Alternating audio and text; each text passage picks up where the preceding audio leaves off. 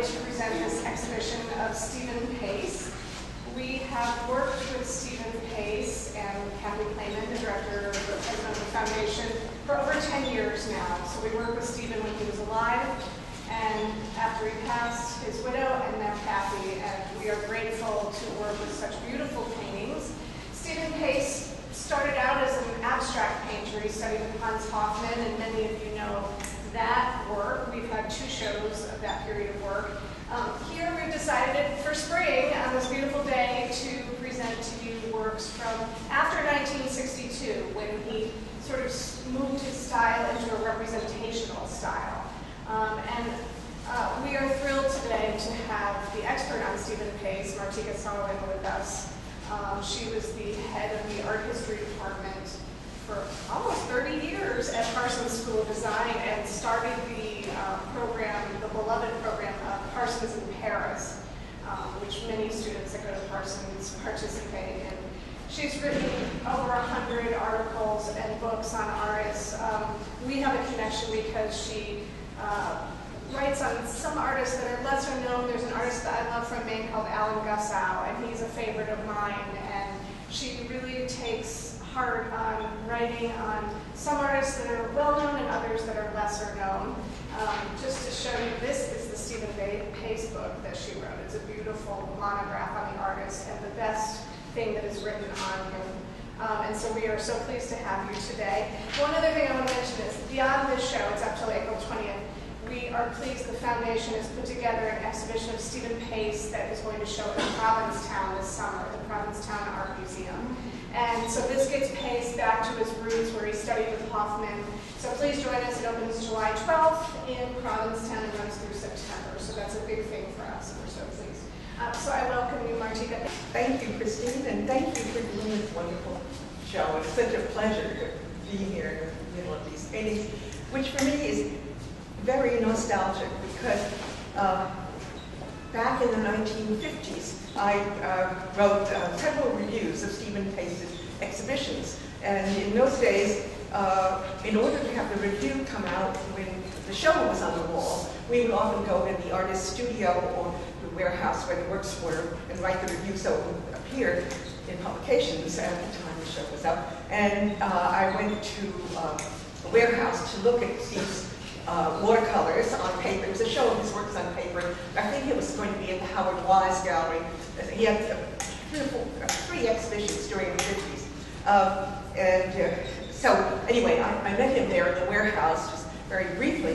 And then after that, he was, or maybe more, he showed with Ellie Poindexter, wonderful woman who had a gallery. First, she was partners with Charles Egan, who was a pioneer, very small, modest gallery who first showed de Kooning and Guston and Franz Klein and so on. And so then Ellie went off on her own and had her own gallery, and she began to show a mixture of both abstract expressionists and figurative work. Anyway, she had a garden party in the back of her brownstone in Murray Hill for some of her artists and other people, and Steve and Pam Pace were there. And it just happened, it's a very trivial story, but Pam and I were wearing identical dresses. And we looked at each other. It was quite an unusual garment. One see everywhere.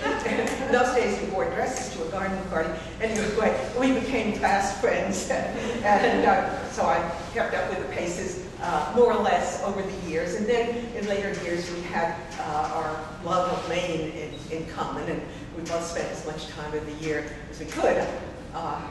The Paces on Deer Isle, which was quite a ways away. But, so all of Steve's paintings that have to do with Maine are subjects very, very familiar to me.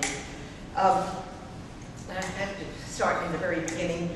And he came, after being in the Army, he came to, he studied briefly on the GI Bill in Mexico in around 1947. And in 48, he came back to the United States. And in New Orleans, got off the bus in New Orleans, and he tossed a coin to see whether he knew he didn't want to go back to the farm in Indiana because they put him to work. He had had a very, really hard upbringing on the farm. He and his 3 three brothers worked terribly hard to clear this stubborn piece of land that they acquired for very little money in Indiana. And in fact, one of my favorites memories of Steve is when he said, it wasn't until the four of us went in the service that Dad got a tractor. So, I mean, they worked very hard. And I think that hard work is a very important part of his background. He was very frugal, he was very hardworking, did not have a great many words, was frugal with words also, so forth. So anyway, he flipped a coin to either go to San Francisco or New York, and it came up heads, and I took him to New York. And he got off a bus in New York, and he went around finding a $10 a month place where he could live and work, and then wandered into a bar, got talking to the man next to him, and that was Franz Klein. And they became fast friends, and through Klein he sort of moved into that, this is 1948-9, into that circle of New York School artists, and became a part of it for the next 10 years. He was in Europe when they had this 9th Street show that was the beginning of visibility of the New York School. So in all the subsequent years, he showed in the Stable Annual, went always to the Artists Club, and was very much a part of all that. And I'm sorry that we don't have any, I don't know if I can show you this. You'll have to look at what his abstract work looked like. It was very strong and powerful, and he was good friends with George McNeil, and although their work was quite different, they both had the same very strong kind of outpouring. And in fact, Howard Wise arranged a traveling show of the two of them that went to various museums around the country. So that was Steve to begin with. And in the meantime, met a very wonderful woman at an opening in a gallery, and Pamelina, and who came from Springfield, Massachusetts, from a very simple, humble background, but who had incredible style, and who was dedicated to Steve. And really, I can mention her because she was the old-fashioned kind of artist wife who would do anything to make her husband's career as an artist possible. And Pam worked for an advertising agency, McCann Erickson, and supported Steve for decades, actually, and was absolutely always by his side, going to openings, doing all the kind of social things that he did not, particularly care to do. So really have to, and she appears in a lot of his paintings. I'll point them out to you as we go around.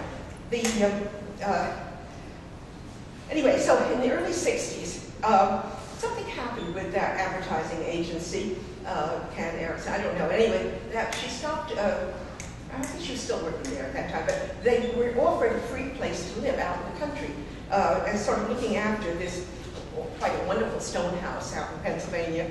And so they began going out there in the summers, and Steve would be working around the place and doing some of the maintenance work, and then outside doing his painting. And as he told it, all of a sudden, he was just putting paint on the canvas, and then he looked, and it was a robin. And he said, I had to paint that robin.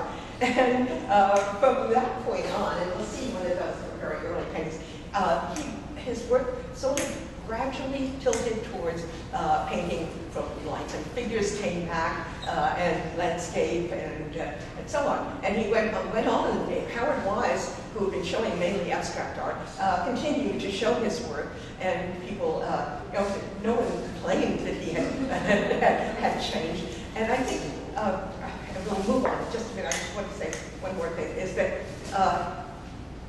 right now I'm working on trying to make it work, a book about that period of time in the 50s and early 60s. Artists, the abstract underpinnings for a number of artists who became figurative painters. but many of them out of Hoffman School or whatever, and they were in love with abstraction. An artist like Leland Bell, who worshipped Mondrian, and Nell Blaine, who said it all goes back to Mondrian, and so forth, who then became figurative painters. And I think it's something that's not really clearly understood when people come to write art history, and they, it's figurative or it's abstract, and they don't understand that in that time, people did not make such a big distinction between the two, and many artists were working back and forth between the two ways of working. And a lot of the ones who became figurative painters, their work was stronger because it had that abstract underpinning. And that's something that I think people just don't understand, reading off the surface of it. And it hasn't really been made clear in terms of art history. So, all right.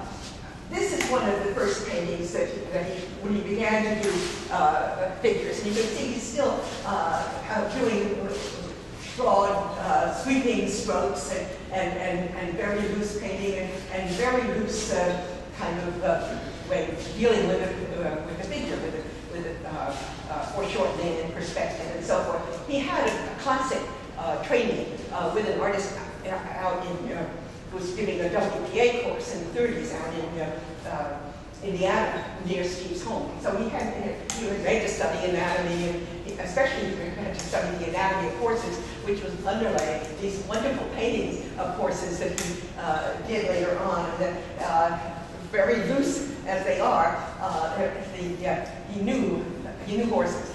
He knew them from his own experience on the farm, and he knew them from seeing them running along the beach in Provincetown and running, and working on the farm. So, and I think they're some of his best works. Let's move on. Well, you've been looking at this for a long time, but it's a good example of what he moved into in the 70s. The way he handles the brush, and began to think a lot about, here it's more of a tangle, but he began to think a lot about the impact of each stroke. Everything had to count for something. And so he became quite interested in Japanese calligraphy and Oriental art of various kinds. So here in this painting of reflections in the water, every part of it is clearly articulated. He was very particular about how he laid out his workspace and his work table. Everything had to be wonderfully organized. All these little containers of the different colors of paint that he was going to use. He developed a special way of stretching paper when he was working on paper, so he didn't have to stop and fuss with everything. Brushes all carefully clean and ready, so that when he picked a brush up and started to work, he didn't have to stop and fuss with things. He could just work, very directly, and that began to be more and more clear in his work as time went on.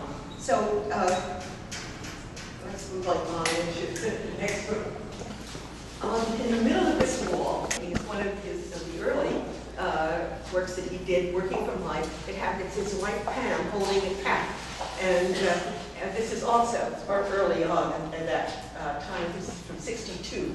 A woman who's, I think, shelling peas, she's doing some domestic labor. This is one of the things that, because of his hard scrabble upbringing, he really had a sense for laboring, people doing tasks, doing something. Very few of his people are just idle, and he knew the body language of people who did manual labor for a living. Especially we see that in his works of Lostman. So anyway, he's moving from this, and he moves into the looser manipulation of the paint and the brush. Down the road, he eventually bought the famous pine, an old farmhouse in Stonington, Maine, which is on Deer Isle, right on the coast, a little coastal village where there actually had been a place where they had granite works A lot of the granite for the New York Public Library and other buildings came from this part of the Maine coast. So it had a village, but it was mainly, when Steve lived there, a fishing community, a lobstering community. But down the road from the old farmhouse that you and Pam were able to buy, which they loved and cherished and eventually deeded to the Maine College of Art, was a lily pond. That was a freshwater lily pond. It was about a half mile down the road, and he walked down there every morning. I think often almost at sunrise, early in the morning, so we could see the lilies open. They closed up at night, and then as the sunrise, the lilies opened up. And very often, on the edge of the lily pond, there would be a great blue heron standing, which is most elegant of birds, with this long, connected, long legs and great flapping wings. And it's quite a sight to see blue herons skimming in to land on the edge of the water, where they'll stand immobile for hours, waiting for a fish.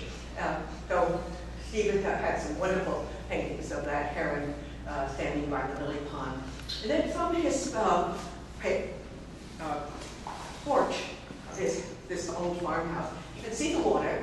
You can see the two islands that are there in that painting, which stand out. All the islands are covered with spruce trees, so they're dark against the sky and the water. And this is for his porch. And then sometimes there would be a boat, a windjammer, a three-masted schooner sailing by full sail. And so, and this is a windjammer in the fog. So you see, you can tell it's gliding along water, which is reflecting the fog. And as much as possible, he reduces it to the simplest means. He's not going to waste anything or do anything superfluous. So, and over here,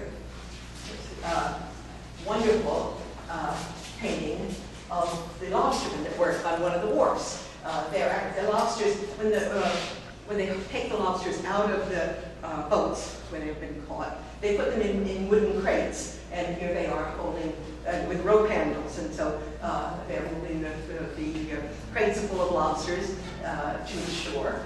And there are a couple of other lobstering paintings that you'll see where they're loading the bait. They pick up the bait on the wharf, and then they put it into a big bin in the ship, and then that goes into the lobster traps, which go down to the bottom of the sea, and then the boat will come along with a winch and pick up a buoy, pick up the ropes, pull up the lobster traps, empty them, and take them inshore. So he saw that going on all the time, right, a few hundred yards from his house. So he just knew the motions of that they would go through, and you had a really feeling of that, of the labor and what it was like, how heavy that crate might have been. And so the same thing with his clam diggers. I don't know, do we have any clam diggers here?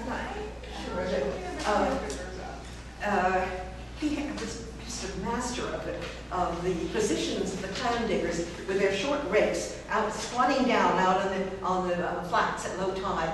And there are a number of wonderful works that show these clam diggers. As I say, he had a lot of reverence for people who do hard labor. And I'll look at one. well, maybe you'll look at this book afterwards. And also, I really recommend it for the quality of the reproductions.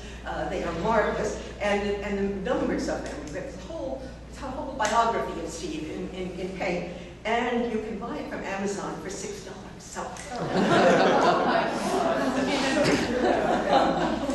anyway, maybe you should. Can we yeah.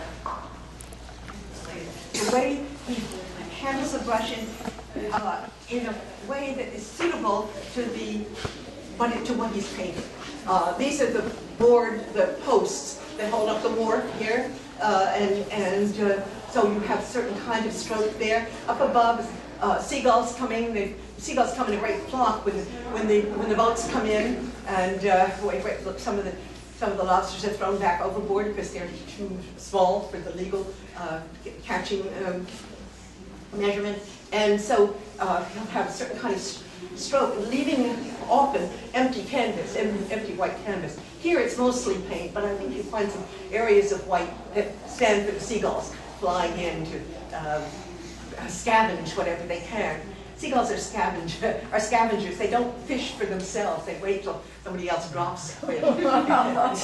So, and the other side, this is a stretch of shorefront where, and along the shore are a lot of raspberries grow, blueberries also, raspberry bush, and then we'll be against the dense spruce trees or bayberry bushes or so forth. And so he has a different kind of stroke for each different kind of growth. And also, something he does very often, he'll put on a thin down wash of the paint, and then another stroke over it will be a darker hue, just enough to make a little vibration in there.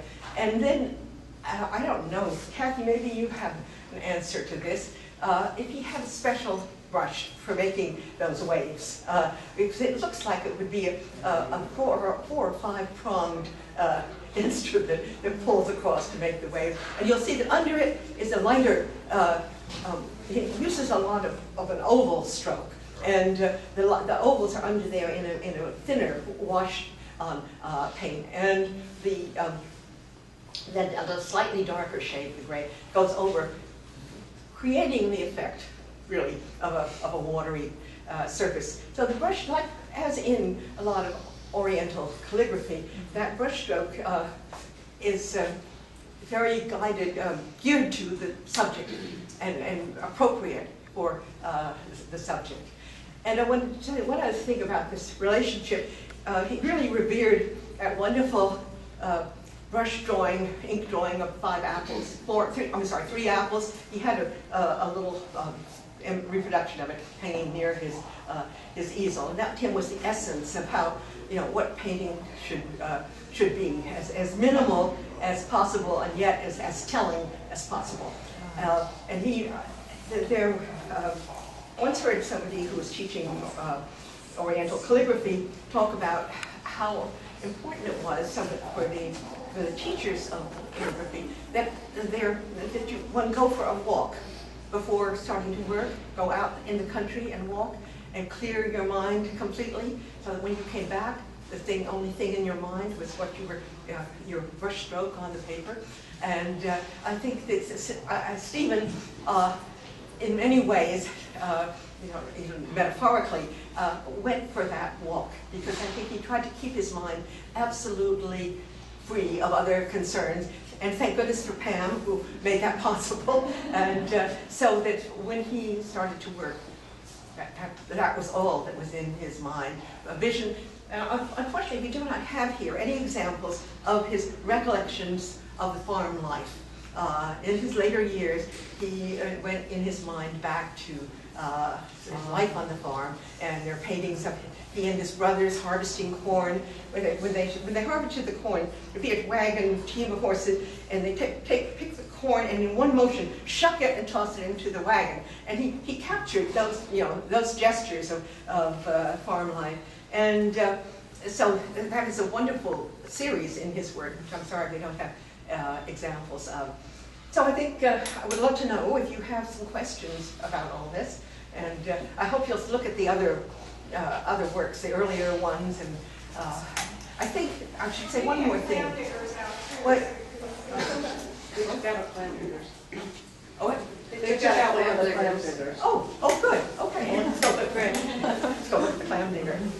So, if you have any questions, I'd be very glad to answer. Well, I'd like to know about his drawing. Did he do a lot of preliminary drawings?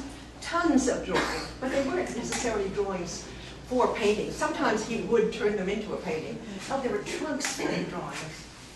And And that wonderful didn't ones. lead necessarily. So painting wasn't preceded by lots of drawings, and then he did that. Well, it would be many drawings of I mean, you know that subject through drawing it, but it wouldn't be a plotted out study for a painting. Okay. And likewise, A lot, the paintings look like they're very direct one time, like Yes, calligraphy. exactly. He didn't wipe anything off and do it again. Well, I'll tell you, he said to me once, he said, you know, really, I'm a fake Zen painter.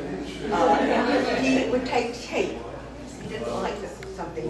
He'd take a piece of tape and he'd pull the paint off. Oh, he would work off it. Or he would sometimes put another wash on or something. So, although it looked like instant, he would modify that if he felt it should be. And he called himself a fake Zen painter. But it looks, you know, it has the look of direct, spontaneous work.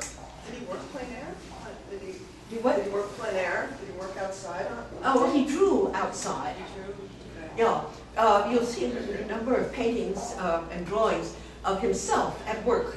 He put himself in a number of works, and but it was always, well, outdoors on the porch maybe or something, working. But it's usually in his studio. He sees himself, and his easel's here, his window here, and he's sort of between the two. And outside, right outside the window, is the small vegetable garden that they had. And there is always Pam working in the vegetable garden. And it's, you know, really nice, bringing her into the work, but very much in her own role, which was the gardener, the harvester, the housekeeper, and the model artist's wife. So it would be memory, or would you have a drawing of? Memory. Yeah, because it was very clearly fixed in his mind. I don't. We're going to bring in the looking at plan the picker drawing. so we can look at, That's yeah, we great. can leave it right Great. here maybe. This is one beautiful example that I couldn't fit in the show that I absolutely love, but this is what Martika was talking about with this beautiful sort of gesture of leaning over and in the ground, in the sand, digging. That's a beauty. Yeah. So this is beautiful. We don't have enough gallery space. There's so many great paintings, you know. Oh, and Yes, it's such a beauty, really.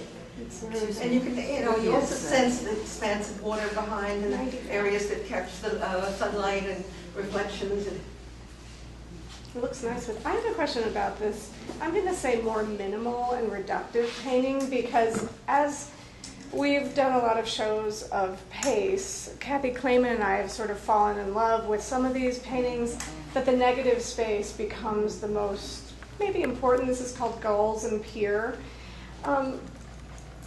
Was this separate from everything else he was doing? Was this a particular period, or there were times that he was more minimal in what he was doing? The sailboat is that negative space, is really the positive. Was this something that he was doing all along in the 60s? I think it happened, you know, gradually, and it's much more evident in works when you get into the 90s. Yeah. But you probably can find it in Yeah, earlier ones. it's just Definitely. these catch my attention now because we comment on the negative space, and in the 60s there's less of that, and then as we get later into the 90s, it's about what's happening with the white negative space in this too. Wonderful. Anybody else? Paintbrush, those marks. Like the white is actually the canvas. No, but those marks here, isn't that? The end of his paint, how did he make those lines? So Some of them he's. Well, he would use sometimes use an eraser to erase off, Oh, okay. and sometimes a razor blade. But I'm not sure, I can't say exactly. The end of but his paintbrush. The end of his paintbrush. That's what I thought. The end of his paintbrush shoots off with That's what I thought, yeah. The sunflower. You just turn your paintbrush around and Yeah. push through the wet paint. Yeah. And some of those lines, then he left the canvas, and some of them he's over that and was taking the paint away. Yeah. But he was very, you know, he was very clear about what he was doing. And as I said, he wouldn't let other things impinge on it. He didn't talk politics or any, you know, or real gossip or anything. He just wanted to keep his mind clear for this. And he lived on 29th Street, and his studio was over on 11th Avenue, just above 22nd Street. It's disappeared, that building. He and Bill King's son had bought this building back in the 70s, and it was just an old tenement building. But as time went on, people kept coming knocking on the door wanting to buy it, and Steve kept left his studio on the top floor of that building. So he would walk every day from his home on 29th Street back down to the studio. And as time went on and he got quite lame, and he walked very slowly, but he would just have his own pace and move along. And they were real old-timers in the sense of people who grew up in the Depression, who came from humble families, and who came to New York with very little money and made a living here. And I just want to say that we used to go to the same concert series at the Metropolitan Museum on Saturday night when the Guarnieri Quartet played. They both loved music. And I remember one night, because I also lived downtown, and we came out, and the temperature was about 15 degrees. And I said to them, couldn't we share a cab downtown? Absolutely not. So we stood out there for 20 minutes, 15 degrees, waiting for the bus, and you had to take 2 buses. So that was his background, and I know many. Well, there are not many of them left anymore, but all New Yorkers like that who won't take public transit. I mean, won't take cabs if they can take public transportation. Anyway, that was sort of characteristic.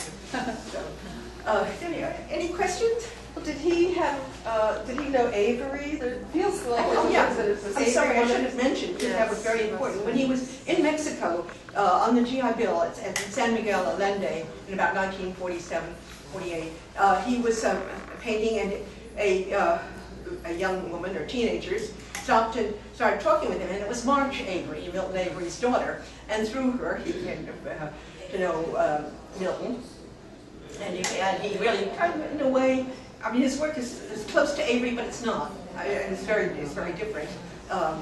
This may be the closest one. Just with this one may be the closest to Avery. It's not close. You wouldn't confuse them.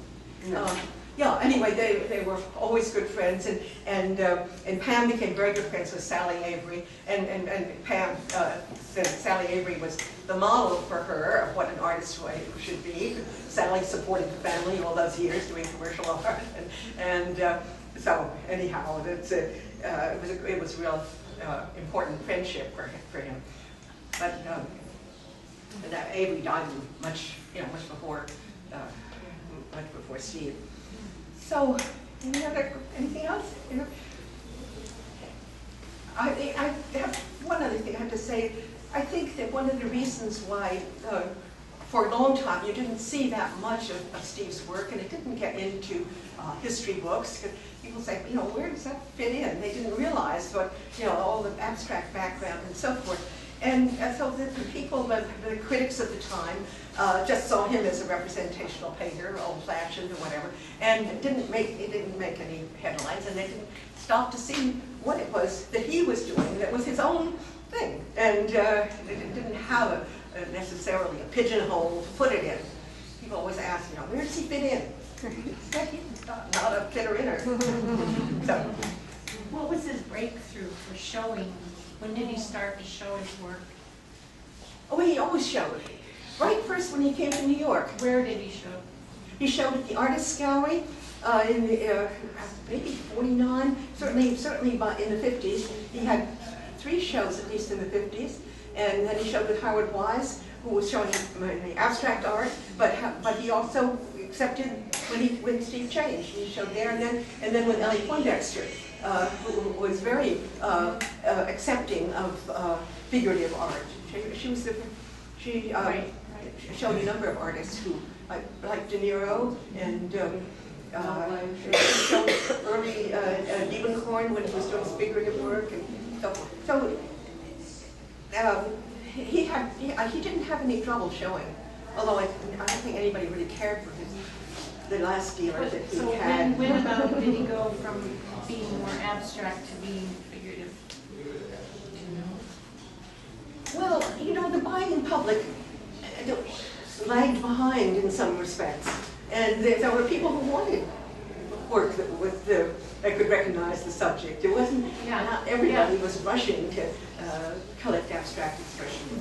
When he was abstract at first, you said About 1962 or so. Yeah, but there's, a little transition. And in the 40s, he was painting in a figurative way, I think, before. Well, Like student work, I mean, earlier, we have some examples from the 40s. I don't know that they're, well, no, he was, that's yeah. what he knew. I didn't even mention he was in the army in Europe and at first had a station in England and then went, of course, not long after the Normandy landings. And he was in a vehicle accident and in the army, and he was in the hospital in Paris. And he developed pleurisy and so on. So after he got out of the hospital, he was sort of recuperating in Paris, and we're painting along the river, and this woman came along and started looking at what he was doing, and it was Gertrude Stein. And Gertrude Stein had stayed in Europe, in a little small village in the country during the war, and she was very glad to see all these American GIs and became very friendly with them. So she took hold of Steve and said, come on, we'll go over and visit Picasso's studio. So he went and visited Picasso. And he had not, up to that point, he was doing representational work. I don't think he had a conversion when he went to Picasso's studio, but just when he got back to New York, this is back to the United States, and started living and working in New York, this is what was happening. And he went to Hoffman School, where you were sort of, you worked from the model and you worked abstractly both. So, anything else?